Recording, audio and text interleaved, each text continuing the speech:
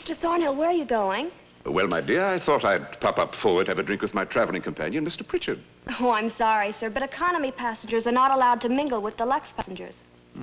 Quite so. I am not a mingler. I was supposed to be deluxe, you know. Oh, I know that, sir.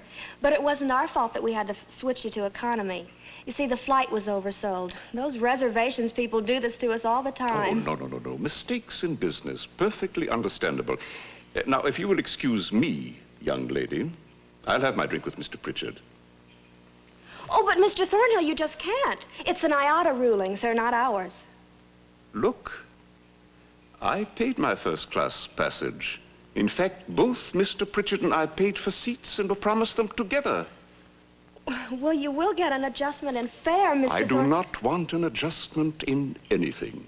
I paid for the damn ticket. I'm entitled to first-class treatment.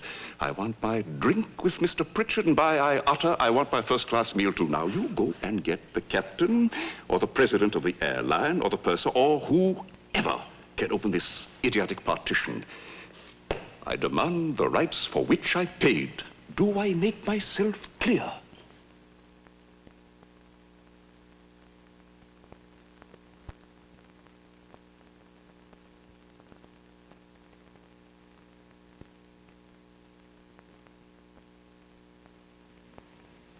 Rosemary, want to see you. Look, it's not too busy right now, and I thought this would be a good time to take a minute and go over a couple of things I've noticed. Is something wrong? No, not exactly. Just one or two things I'd like to go over and get your opinion on. Fine.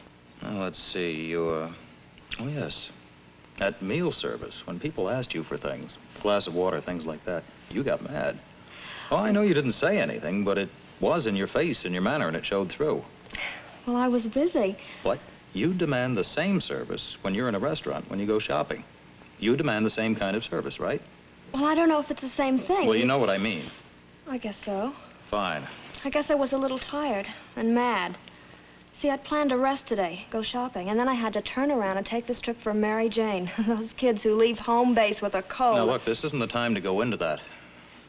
Oh, yes, I'd like to talk to you about your coffee service. You've been pouring from too high.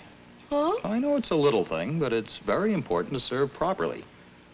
Always create a favorable impression. Part of good service, huh? Sure. Good. Well, that's all we have time for now, but it's been a good session. Always good to get at these things when you see them, huh? Well, you get back to your passengers, and we'll have to try and do this kind of thing more often.